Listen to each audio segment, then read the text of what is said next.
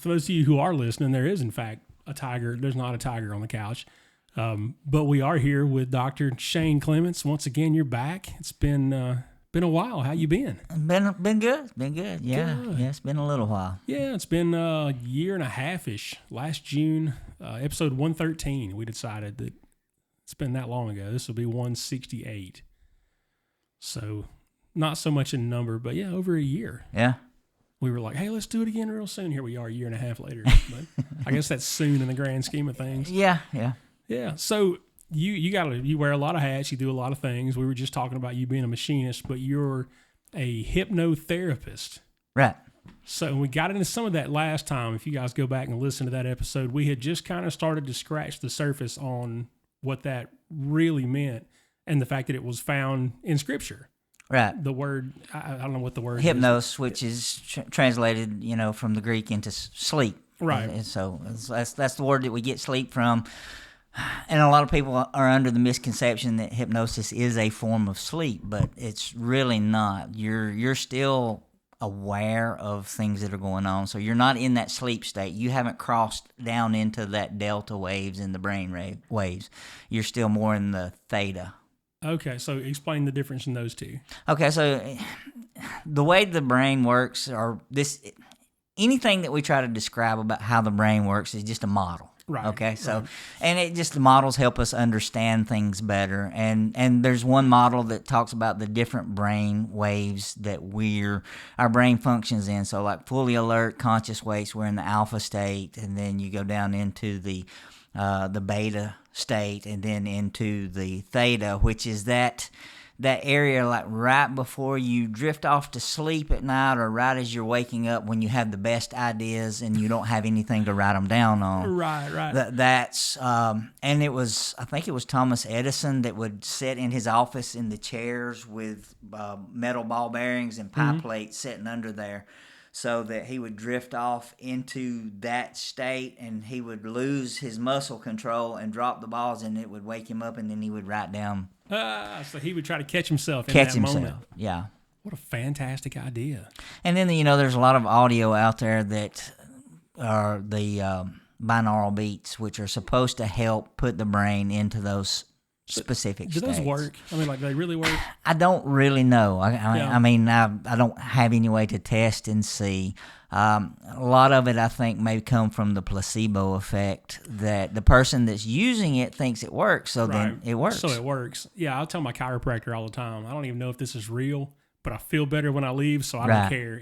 Yeah. Yeah, but so we're not manipulating sleep with hypnosis. It's not sleep at all. No. And that's what I tell my clients. I work with clients in the office, and I work with clients over video calls. Right. And a lot of them are worried about, am I going to be stuck in this state? If we lose connection, the power goes out or something like that. And I'm like, no, in about a minute or two, you'll realize that we've lost connection. You'll pop back into full alertness. If there was an emergency situation that had to be taken care of, they would become alert instantly. So it's not like a fear of being stuck in a state of hypnosis. Right. The power goes out, and I'm still clucking like a chicken. Right. Which is, it always comes back to that, right? Right. The chicken thing.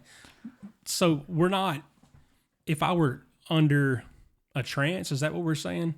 Right. Okay. So if I was in this trance, I would not be completely out of control anyway. No.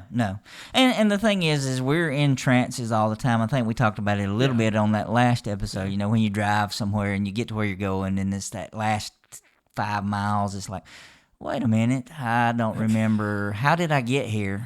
You've slipped off into a hypnotic state, a trance. Mm-hmm.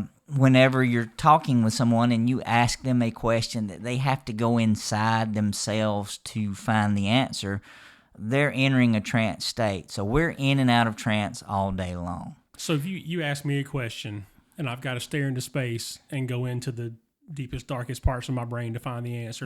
That's a trance. That is a trance. That's the term is transderivational search. You're going inside to look for those answers that only you know, or your unconscious mind or subconscious, whatever.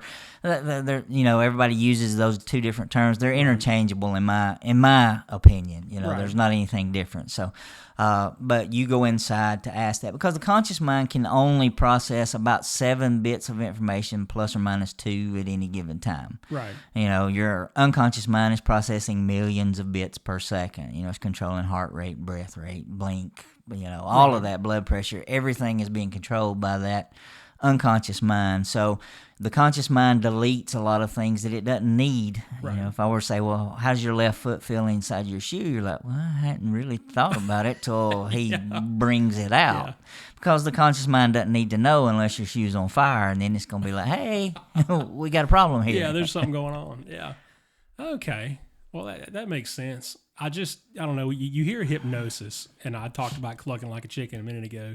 And everybody thinks about the time I went to the casino and there was a hypnotist on the stage, and he called somebody up, and and so that's obviously not what you do, right? So what is the difference in that? Is that real hypnosis at all? It is. I get asked that question a good bit, and I think I told you on our last podcast, I actually had a lady come in for a consult that was really nervous, because most people that come to see me, that's all they know about hypnosis is what they've seen on movies, TV, or stage shows. And she came in and she's like, are you going to make me cluck like a chicken? And I'm like, well, do you want me to? And I was like, if you want me to, we can do that. If you think that would be beneficial for your healing, then let's cluck away. Is there a benefit to that? But the question, is stage hypnosis real? It is, but there are some caveats that go in that. Okay, one, that hypnotist has been hired to entertain a large group of people. Right. So he's being paid to do that. He's not going to put anyone up on that stage that is not going to perform and give the people the entertainment they're there for. Right. So he's going to vet everyone that gets up on that stage. Wow. Who has time? And a lot of it comes from just talking with the people. So he's there early. He's out mingling with the folks out in the audience. Right.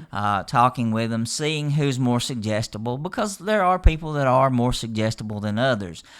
People say, well, is there anybody that's unhypnotizable? And I don't think so. I don't think that's the thing. Next question. That most anybody can enter in and out of trance state.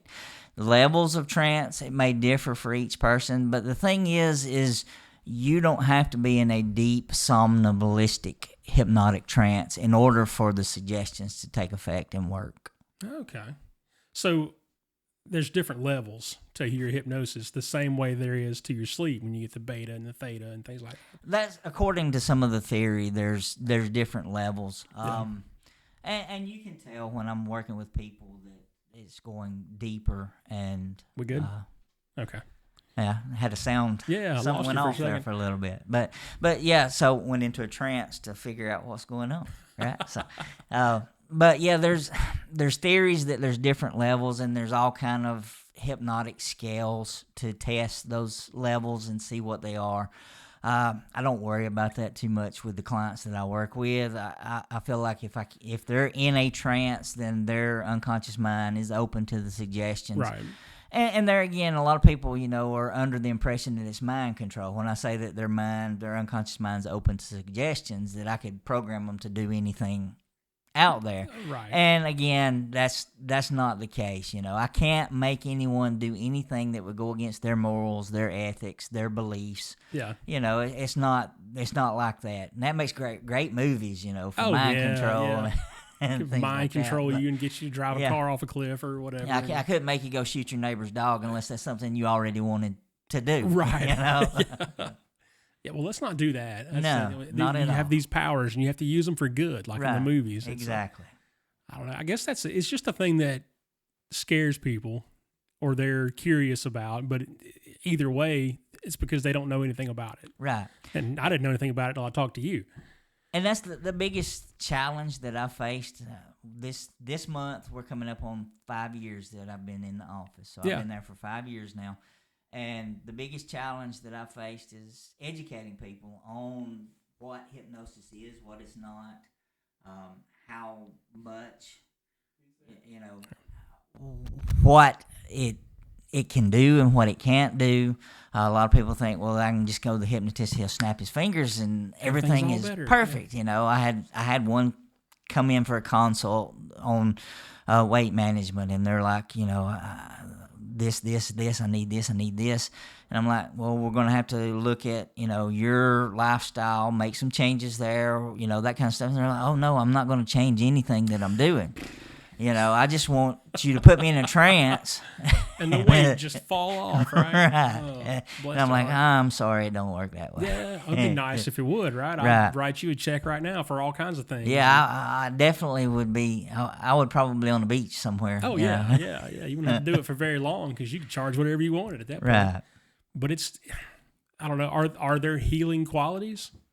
There are. A lot of it is primarily teaching my clients how to relax. Yeah. Because most people don't really know how to relax. Man. Yeah. And that's one of the first things that a lot of them notice when they come out of that first trance that they've ever experienced is like, I've never felt this relaxed before in my life, you know.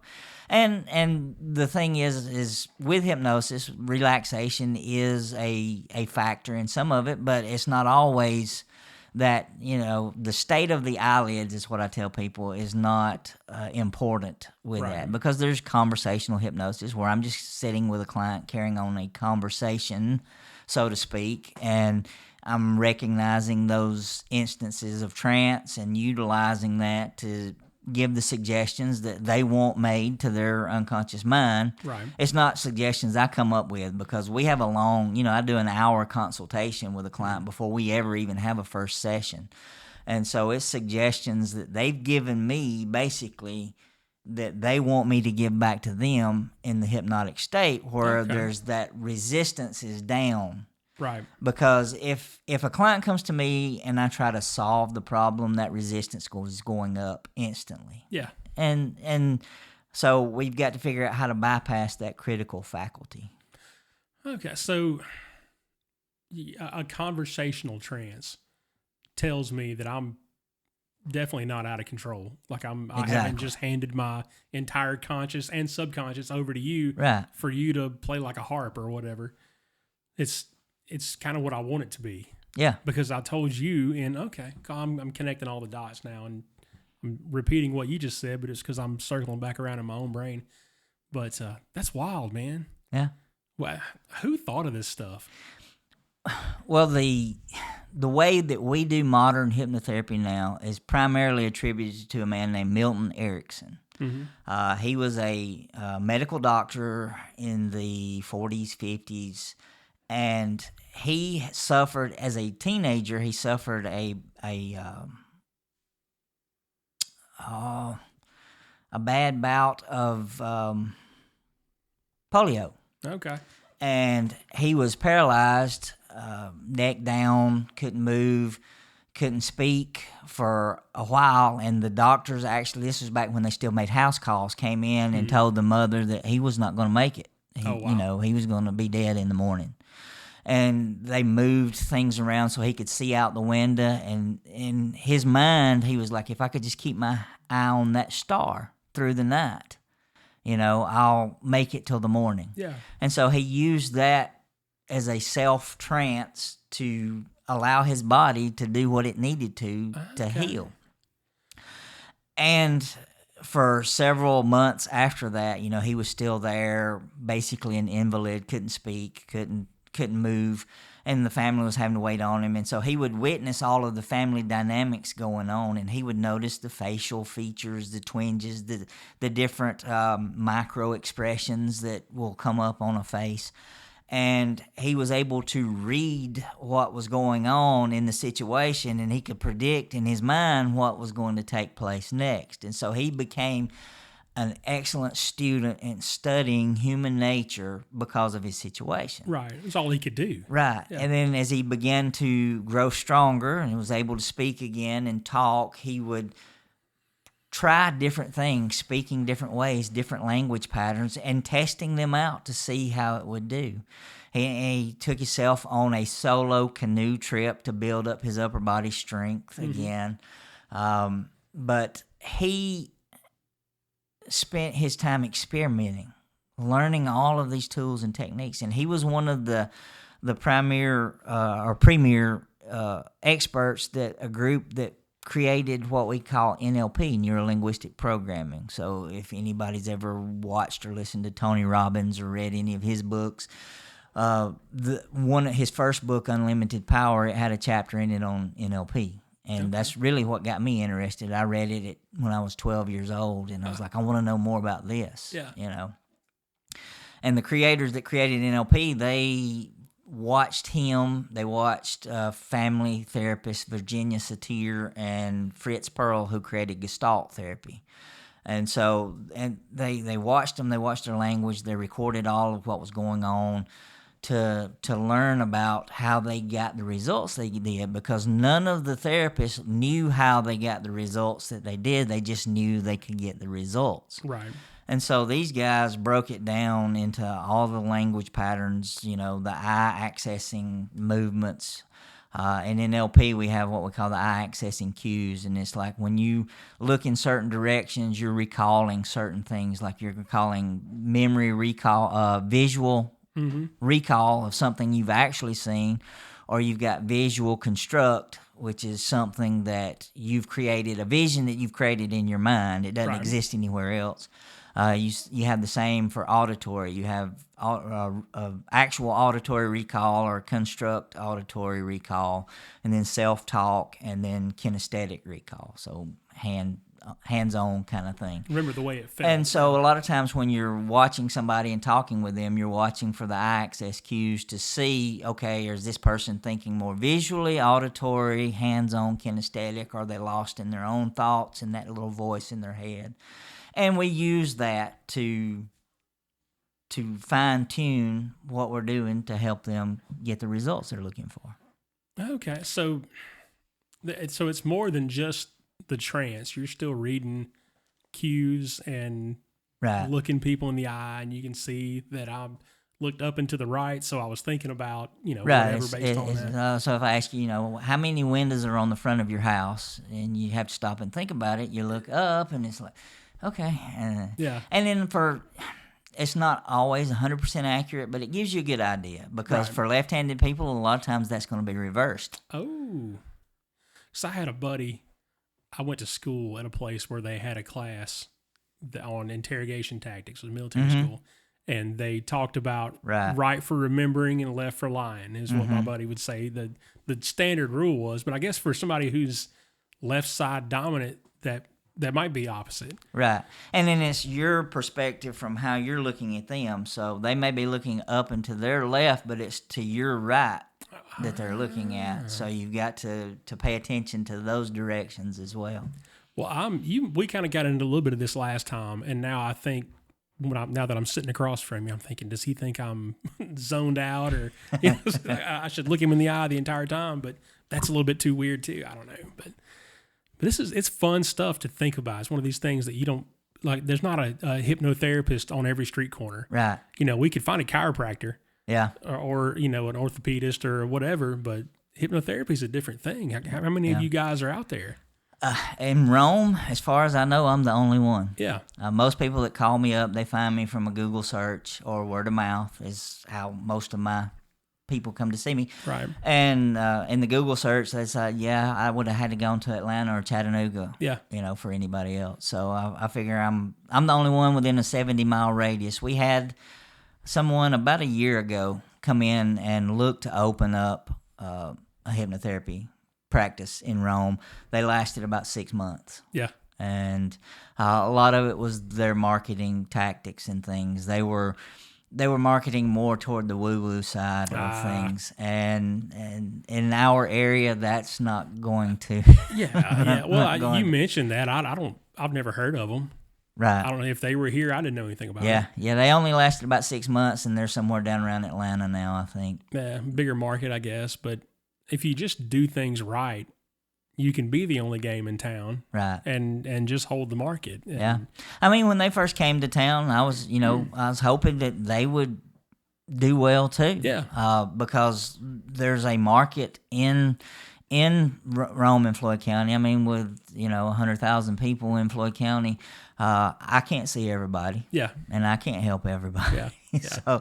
so yeah. I mean, we could use more, but they're just not here. Well, and it would help too in terms of education, getting the word out more. Well, there's more than one hypnotherapist.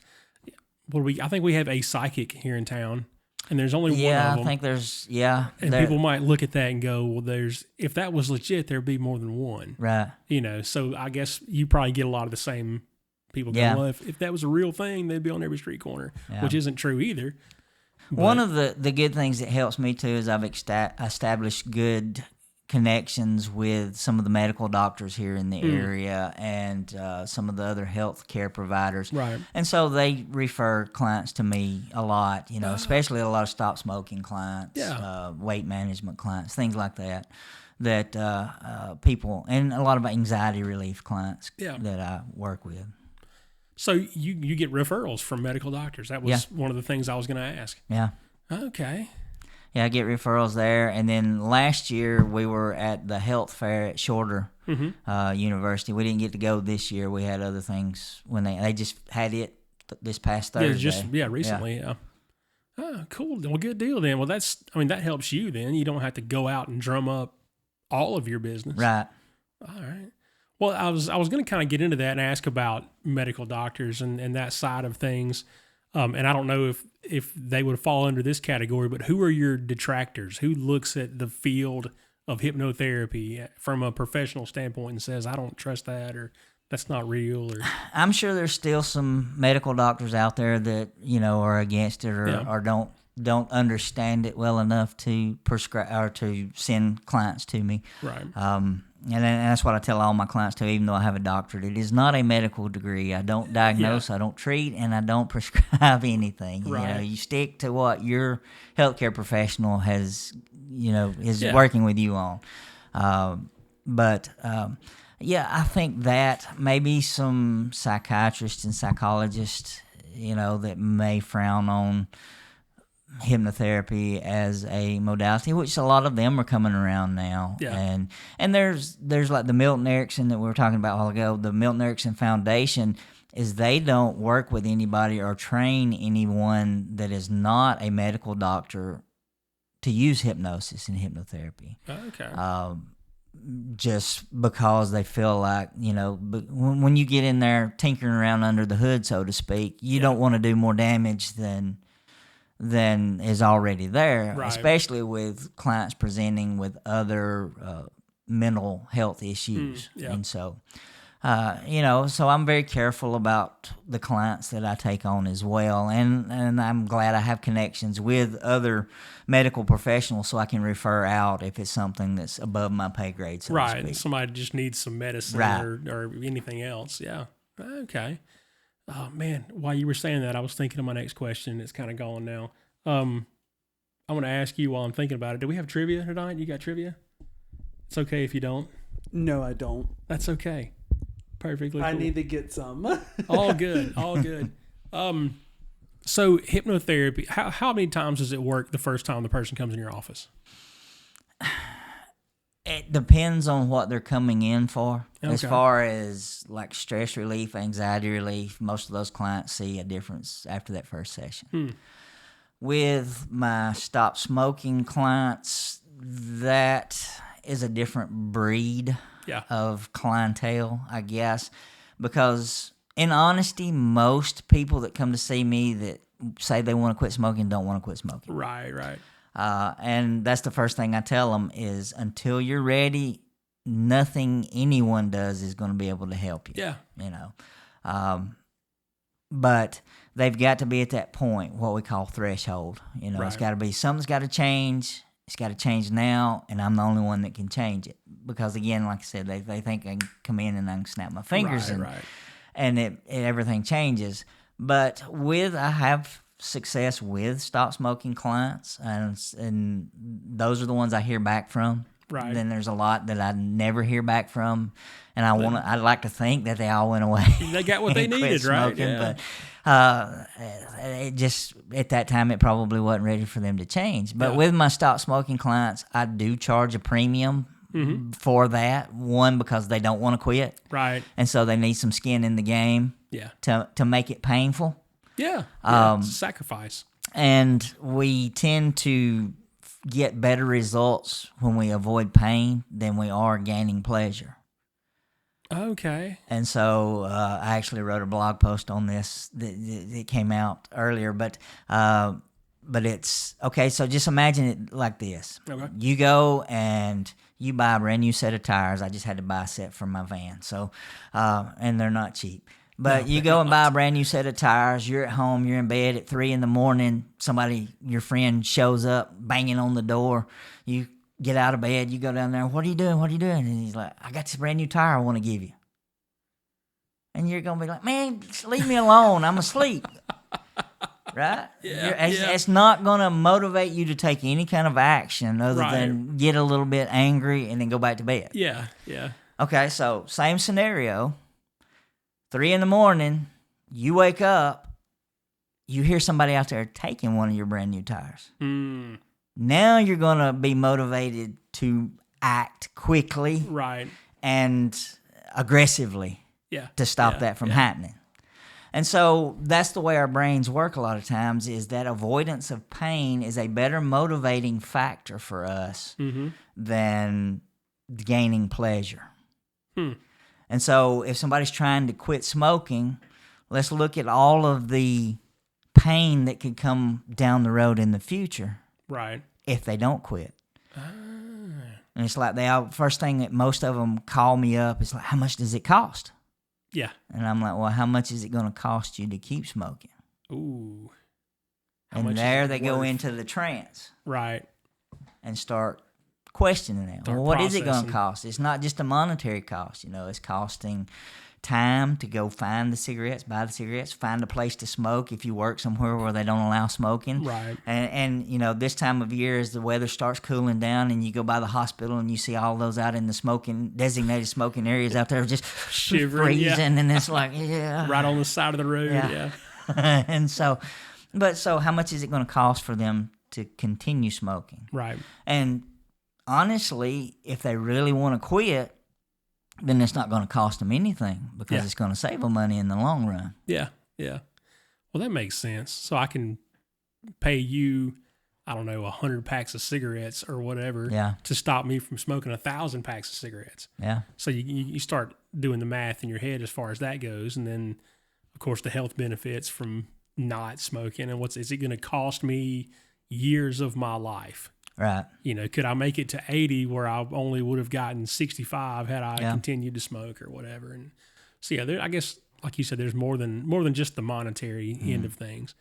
So what is that process like? Say I'm a smoker. I've decided I want to quit smoking. It's what I have to do to maintain my lifestyle or try to live a long life or whatever. Maybe it doesn't stick in the first session. Like, what does that process look like? Okay. Yeah. Usually the first session is we're going in and we're clearing out a lot of the negative things that have built up. Right. Because to them, in their mind, smoking is providing them with something. Yeah. Some form of pleasure. Yeah.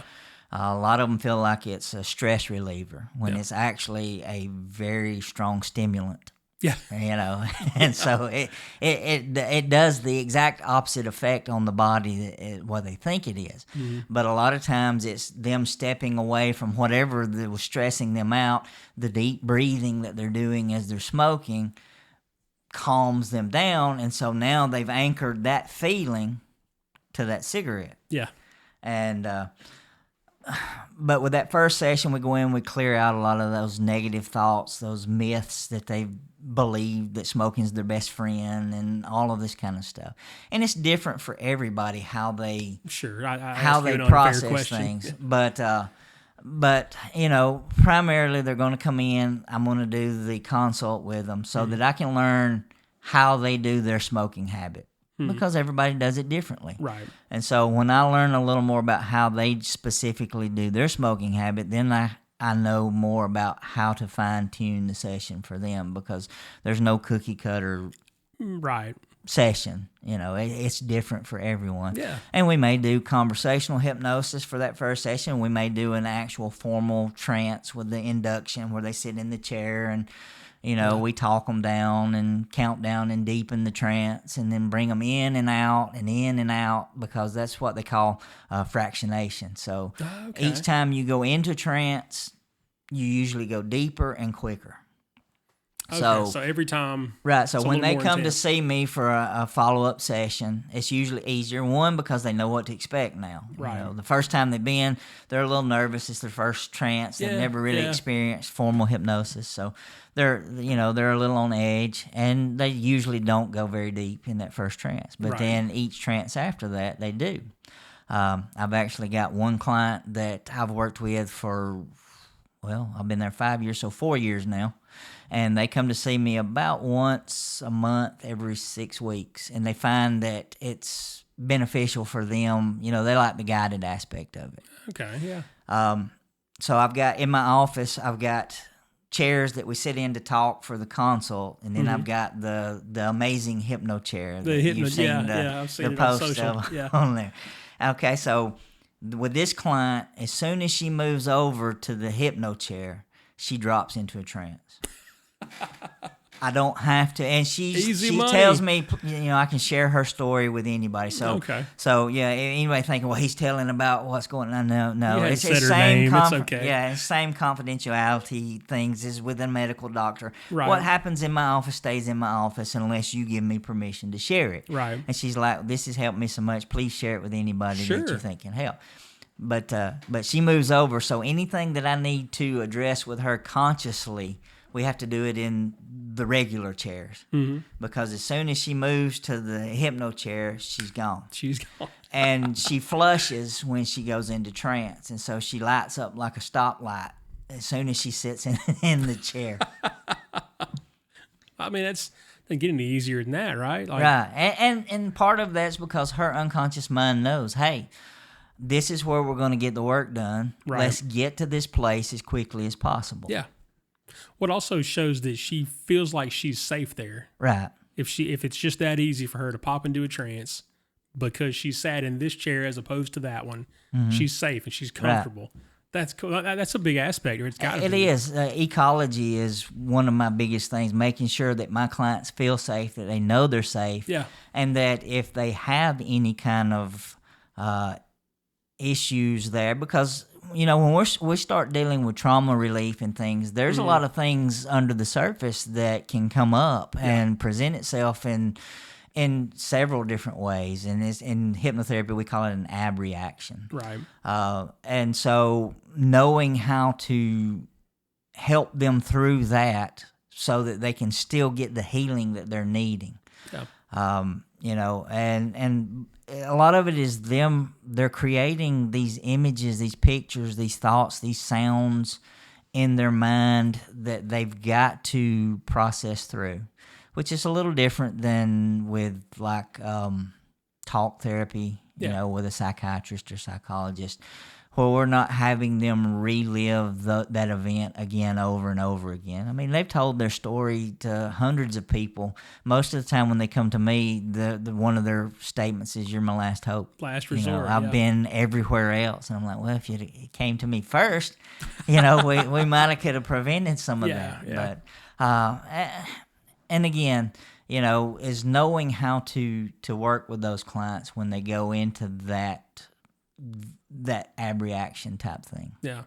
So ab reaction, AB? Yes. Okay. So what exactly is ab reaction? So it's like if we're clearing out a lot of trauma and things, that they're re-experiencing that trauma, and it can present itself in several different emotions: anger, fear, sadness, and so it's knowing how to help them process that. So do you see those emotions even under trance? Yes. Okay. So I know there are things in my life that somebody could ask me about and it would elicit, one of those responses, and we're face to face and wide awake and all that good stuff, but you still see it under trance. What does that look like? I mean, the person's not getting up and running around the room breaking things. Right. It's usually more in the facial tension, the muscles in the face, that kind of thing. And a lot of times there's crying and tears involved. Sure. Especially if they're clearing out, years worth of trauma and abuse and things like that. Well, that's what Chris is usually here. Chris Pop. We were talking about having you on, and he was like, well, what if he hypnotizes me and drags up all kinds of stuff that I don't want to remember, but, and I put Chris on the spot so he can drop his name if you, a person I know. But he's like, what if he brings up all this stuff? Well, you have to bring that stuff up to heal, right? Sometimes. Yeah. It's not always. Okay. The cool thing about with hypnosis and hypnotherapy and the way that I do it is it can be done content free. Okay. So I don't need to know the details because you know the details. You've lived through the details, or suffered through the details. Okay. My job is just to get the unconscious mind to that place where it can work on it. And it may come out and it may not. Right. But again, you're still fully aware of what's taking place, so you're not going to just blurt it out. I'm not going to make you reveal family secrets that, that have been there for years trauma, these things. That's like a big deal for people to know ahead of time. Which is why I asked the question, because that's what I think, or what anybody thinks of when they think of therapy. Well, like, what's therapy? It's when I sit in this chair and spill my guts, and then the person across the room from me tells me how to put the pieces back together or whatever. But it's not even necessary. All I have to do is tell you that I'm hurt, not that I'm hurt and here's all these things that happened to me and names and dates and places and all that good stuff. Right. You just need to know there's damage there. Yeah, I don't need to know any details. Any details they want to share, it helps, but I don't have to know them. Man, okay. Well, that makes it easier then for everybody. And there's nothing to be afraid of. Right. Man, I say that. I'm not the one sitting in the hypno chair. But, I mean, that helps me. Like, if I were considering coming in there, I would go, well, I don't have to. I ain't got to spill the beans. Right. You don't have to know it. That's awesome. That's cool. And I've worked with several people that have gone through some serious trauma and abuse and things like that to this day, I still have no idea what they went through. But, they said, you've helped me more than any other therapist that I've ever been to. Well, it's just a whole different level. Because you and I can talk about things, and it helps to talk and get things out, and all those things. But at the same time, there are things that I know, things that have affected me in my life and stuff that I've been through that I won't ever utter those words again. Right. Right. But and in no amount of therapy, I don't think I would ever say these things. But they're there, and for you to be able to go in and work with that without even knowing what those things are, and certainly me having to relive all those things. And again, sometimes you do. Sometimes it comes out, but I guess, would be up to me. That's awesome. Man, I hope this is good marketing for you on top of being educational for whoever's watching. Yeah. But don't be afraid of your hypnotherapist or hypnotherapy. That's right. Not a super weird thing. It's not you don't do the little thing with the watch. Now I have a pocket watch, and I can hypnotize people with it. But I somebody asked me, "Are you gonna swing a watch in front of me? Do you want me to?"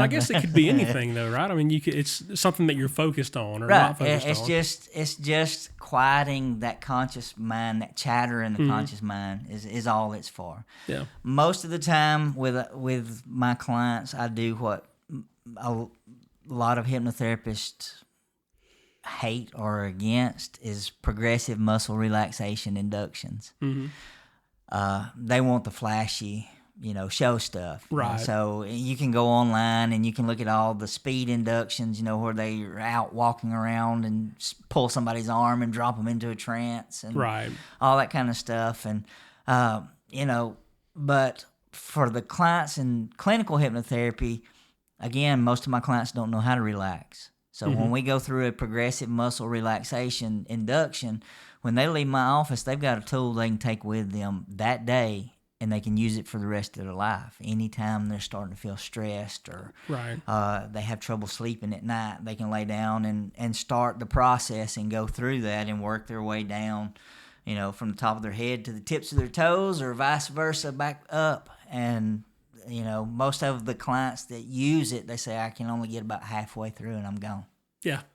So is this like you call it progressive Muscle relaxation. Is this like, are you familiar with non-sleep deep rest protocols? Yes. Okay, so like an Andrew Huberman or one of these guys that pushes that kind of thing. Is the same kind of thing? It's very similar, yes. Okay. So for the listener, Andrew Huberman has a thing, or I'm sure other guys do it too, but a non-sleep deep rest protocol where he'll mention parts of your body specifically and say, hey, relax this or relax that, or notice how this feels, and then let it go and imagine yourself sinking into the mattress and whatever. So and a lot of times we're following the color down through the body. So it depends on whether the person is a visual, an auditory, or a hands-on type person. Okay. And so you tailor each session specifically for them. And so if it's a person that has more in the feelings kind of thing, then they're noticing the different places where tension is. Yeah. Imagining it melting, fading, drifting away, that kind of thing. Oh, that's cool, man.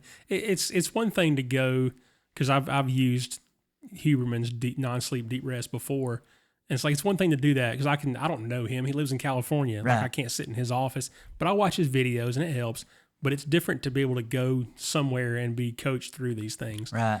And it's not a weird thing at all. It wasn't. I was looking for some stress relief, and I found him, and I thought, he has give it a shot. Excellent information out there on like that, and on breathing techniques, different breathing techniques. He incorporates Wim Hof breathing in there as Wim well. Hof breathing every day. And so I use a lot of that with my clients too. It's not just hypnosis and hypnotherapy. I've got several other modalities, mindfulness breathing techniques. Yeah. With trauma clients that have come to me, I use a lot of eye movement work as well. I worked with one client back in the summer that he had been in a severe motorcycle wreck, head on up at Fort Mountain, and spent several weeks in ICU in a coma and didn't know what happened till after the fact. He was life flighted to the hospital. Yeah. All right. He'd been riding motorcycles for 60 years. And then for a year after the accident, he couldn't get on another bike. Yeah. And so he came to see me. I worked with him for an hour.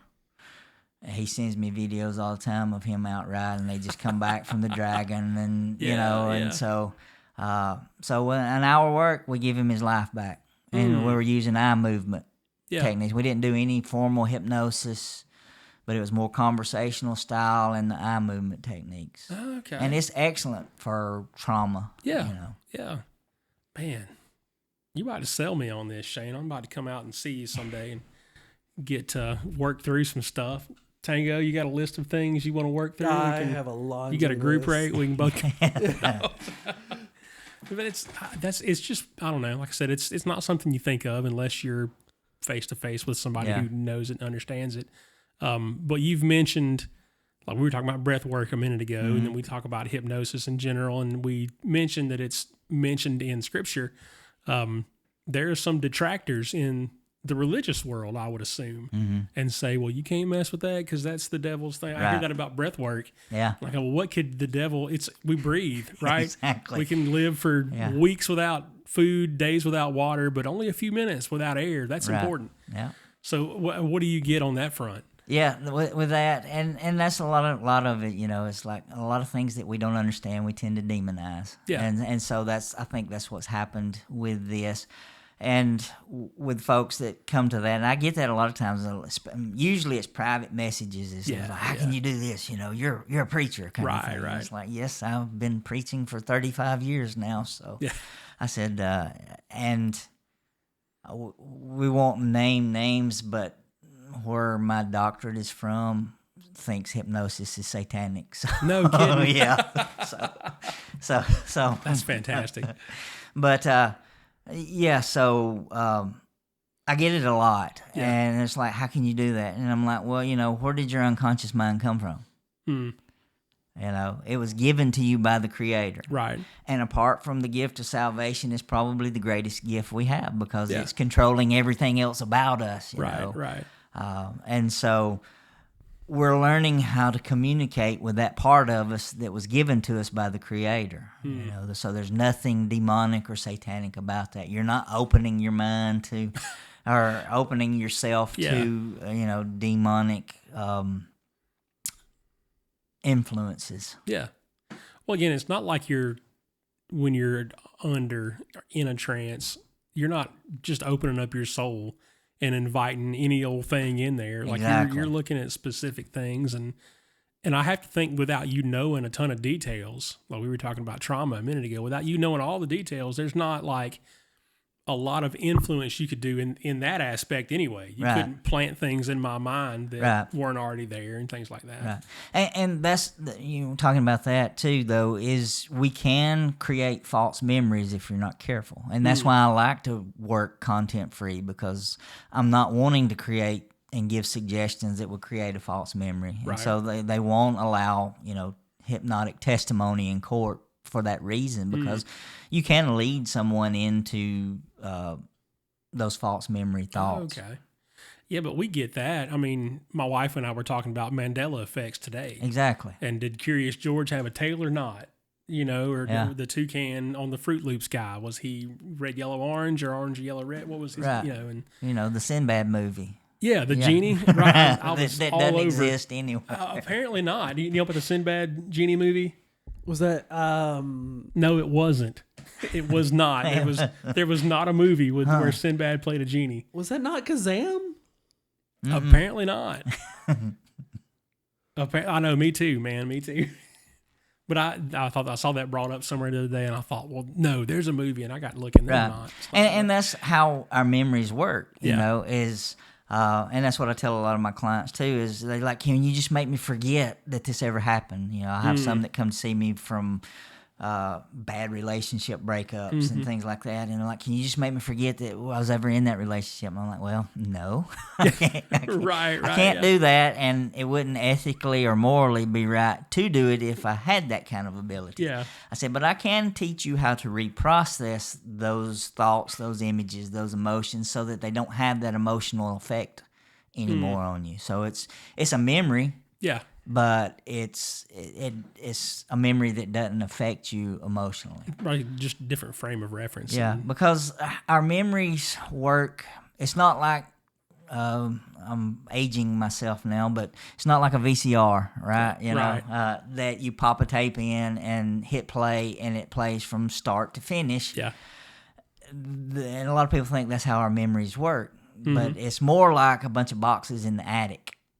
Okay. And you got a little piece here, a little piece there, a little piece here, and then when you're going to recall that memory, your unconscious mind's up here grabbing these pieces, but it misses this box over here. And it doesn't like that, so it fills it in with something. Oh. And so it fills it in with a false memory, because we were somewhere one day and I was telling a story about something that happened to me, you know, and it's like, you know, and then I did this and I told them this, and then my wife said, no, wait a minute. That was me. That was a story I told you that happened to me. And I'm like, you know, you're right.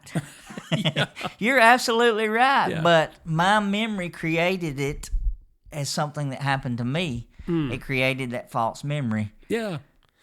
Well, I, as we're talking about this, I'm going through all kinds of scenarios in my mind. I remember things like playing football and thinking we were going into that end zone, and now, were we going into that end zone, or were we going into the other side?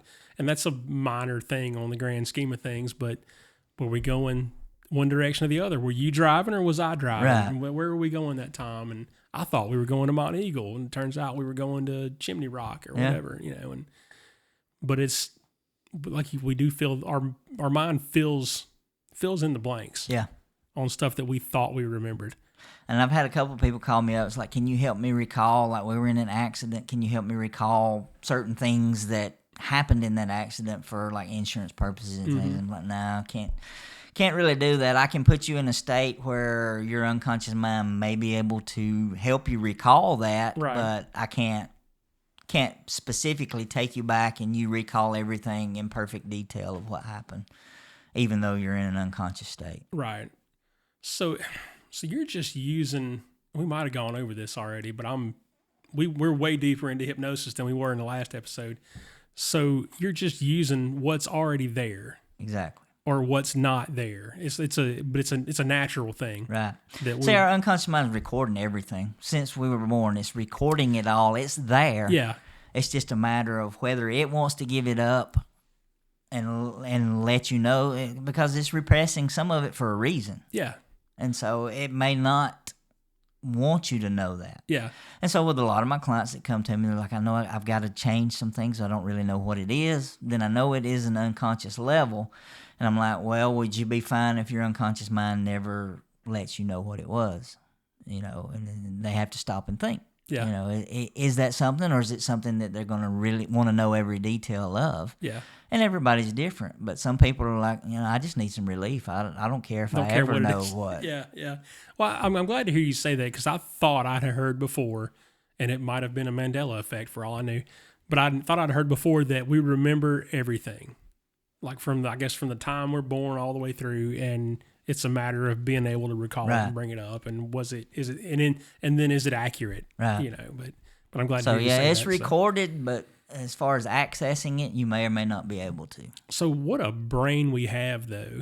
Yeah. That's crazy to be able to think that there's, I guess, a universe, a scenario, a situation where we could recall something that happened to us before we started remembering things. Yeah. So I remember back to, I don't know, I was probably 3 or 4, I guess, when, like, as far back as I can think, and stuff I can remember. But even those are like snapshots. Yeah. It's like a house. I remember this house, and I don't know why or what happened there, but I remember seeing this house one time when I was 4. But that's what I was talking with my mom the other day to confirm some things or to see how accurate it was on a memory. And I was 3 because my brothers weren't born. It was right before they were born. Mm-hmm. And so I was 3, and it was a house we were at that had flooded. And I remember my dad coming in from the road with his pants rolled up, carrying his boots in his hand, and the water was up to his knees. Yeah. In the front yard there, and she did confirm that did happen. Actually happened. So I know I do have some memory when I was 3, but before that, I don't. Yeah, like it's that snapshot, like we talked about, and just that little blink of memory that you can think of, where I was there and my brother was there, and he was in diapers. So I remember, and you can pull things, but the whole, as far as like the whole storyline goes, you can't necessarily remember. But it'd be cool to go back. I don't know. At where I'm at now, and I'm 46, and there are points where I feel like my brain is full and there's nothing else that can go in there. And I'm thinking about going back and digging up old memories and adding to it. And I don't know if I can handle that or not. But it'd be fun, though. I mean, there's probably some cool stuff in there I'd like to be able to go back and think about and dig up, like which way we were going when we scored that touchdown or who was driving or whatever. But cool stuff, man. It's cool stuff. I don't know. After we talked the first time, I kind of dug into it myself, and because you do, as a Christian, as a pastor, as a believer, all these things, you don't want to get into stuff that you shouldn't be into. But it really ain't. It's not bad. It's not a bad thing at all. No, I don't think so. Yeah, I don't either. I've never been to your office, and I don't think you're going to call me in there and make me look like a chicken. No. But it seems like it would be beneficial for a lot of folks. Even some folks that might not think it's beneficial for them. But I thought it was cool to hear you say that there are probably no people that can't be in a trance or put into a trance or however you would describe that. But I don't know. But it's also cool to hear you say there are people who are more so or less so susceptible than others. Yeah. Because there's probably a lot of doctors that'll say, oh, no, 100%, I got, we can do this or we can't do that or whatever. But you're human, and that's cool. And there's some humility there that you're not getting from a lot of people with letters behind their name. Yeah. So good stuff, man. Good on you. But Tango, you got any questions? I do, actually. So this is kind of a multi-part. Can you actually, so you can hypnotize other people and go through that. How does that work for yourself? How do you work through your own things? Right, self-hypnosis. So, and I do teach my clients a lot of self-hypnosis as well. So it's very similar.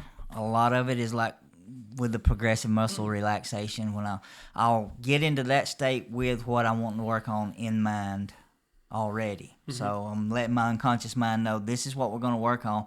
And then I allow myself to go into a trance down in there to do the work.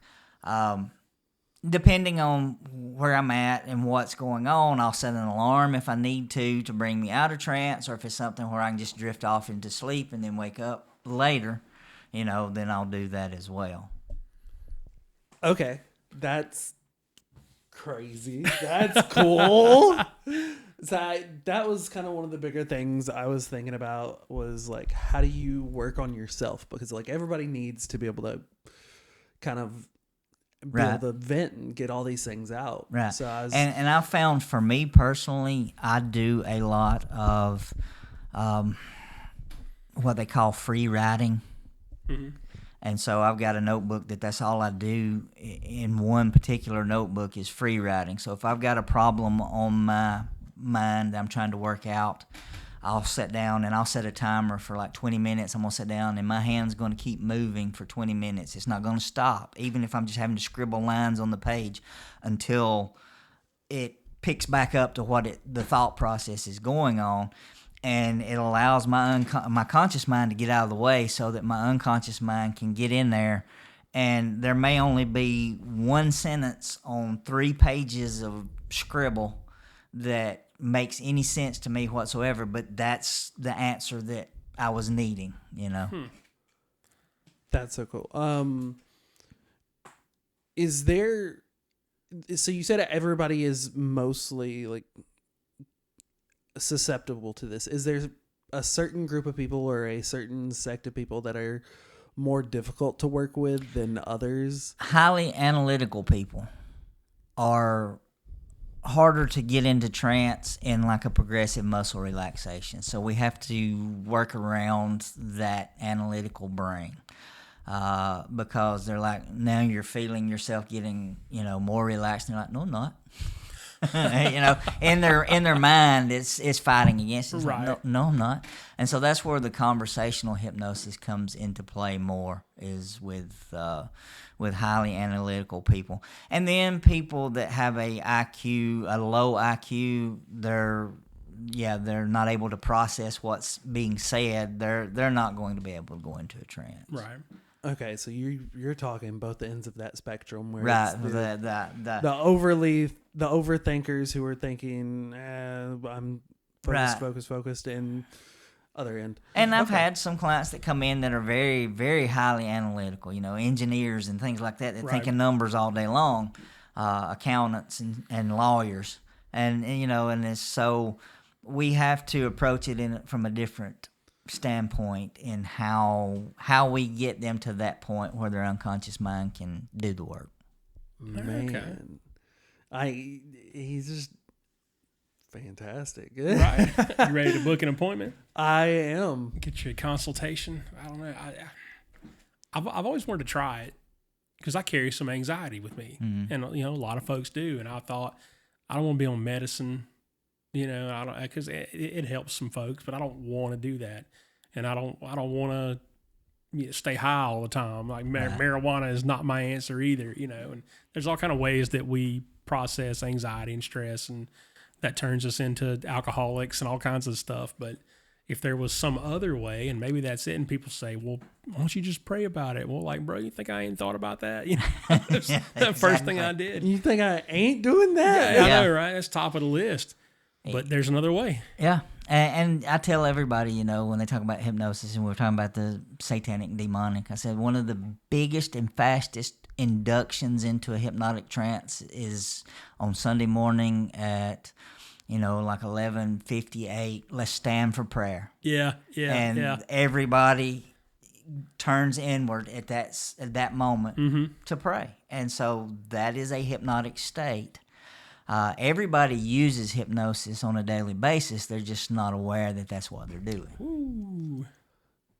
Okay, that's new. So when you want to speak, when you're talking with your children and trying to get them to do something, and you've tried a couple of ways that didn't work, so it's like, okay, let's reword this so that it changes and gets different results. That's a form of hypnosis. Okay, I was going to ask for an example, but there you go. And it's like your brain can't. I use this for an example a lot. Is your brain can't process a negative command. Right. So if I say don't think of a blue elephant, Here's a blue elephant. Right. Yeah. It's got to be there first before you can delete it from your thought process. Right. And it's the same with other things, like when you take the kids out to eat and you're like, don't spill that drink. Next thing you know, you're cleaning the table, right? Right. Yeah. So, or don't run, or don't yell, or don't slam the door. So we change the way we speak to them, because that's all hypnosis is changing communication.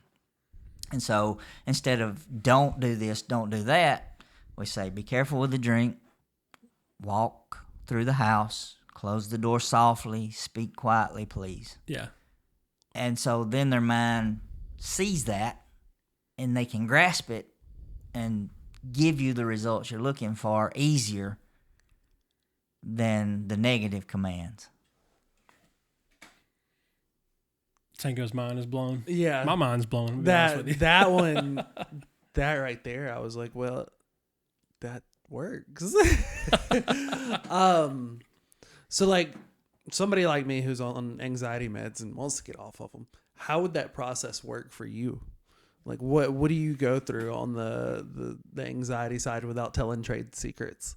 Yeah, well, there's really no trade secrets. So, but with that, we'd do a consult. So you'd come in, and we'd take about 40 minutes or so for the consult. I don't charge for my consult, and I charge online if they schedule it online, because I've had too many no calls, no shows for that, and I'm like, I can't do that. Right. So because if that time's booked, nobody else can come see me. But if I talk to the person and we schedule a consult over phone or in person, then there's no charge for that. And that gives me a chance to find out your specific situation, because everybody's different. Your anxiety is different from anybody else's anxiety in the world. And so, we come in, you're free to share any details you want to about it. You don't have to tell me all the fine-tuned details about it, but it just gives me an idea of what direction we need to go and what's going to be the best way to approach this. Do we do a formal induction? Do we do conversational hypnosis? Do we do some eye movement? Do we do some breath work? What's going to be the right recipe for you? Okay.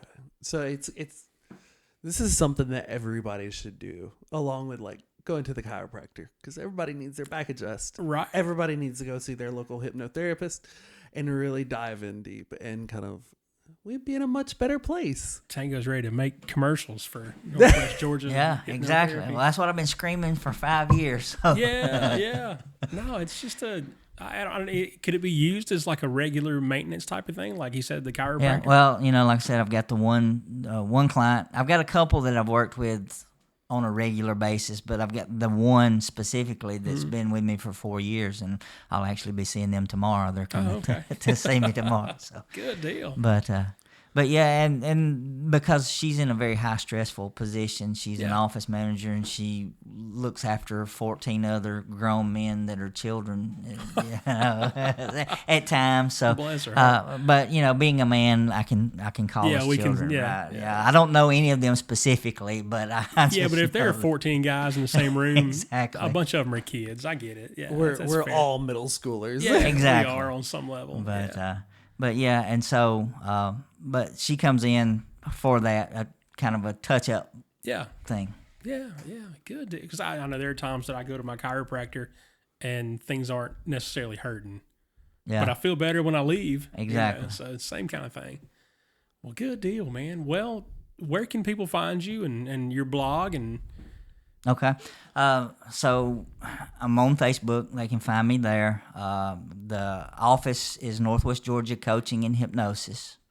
Got the website, northwestgeorgiacoaching.com. So they can find me there. Facebook, Twitter, Shane_Clements on Twitter. Instagram, I'm on there. I don't post a whole lot on there, but I do have some stuff. YouTube, I've got a channel up, so they can look for Dr. Shane on the YouTube channel. And I try to create a lot of videos that it's tools and techniques that you can take with you and use right then and there. I did for a while there. I was doing what they call I called a hypnotic thought of the day. It was just something to allow you to go inside and and allow that unconscious mind to grab some tools and go to work. Well, good deal. Well, man, I think that's where we're going to jump off. You got anything else? No, I was going to ask him what his hypnotic thought of the day was. Your hypnotic thought of the day is to take a moment and breathe. Because breathing is what grounds you in the here and now. We spend far too much time in the past or the future worrying about something that doesn't exist. Because the only thing that exists is reality now. And so the breath brings you back to this moment, because you can't breathe in the past, you can't breathe in the future. You can only breathe right here, right now. I love it. I like it. I like it. Well, thanks for coming back. Well, thanks for having me. Yeah, I've enjoyed it. We'll do it again sometime. All right. Maybe not a year and a half later. Maybe right? not. God bless you guys. We love you and see you next time.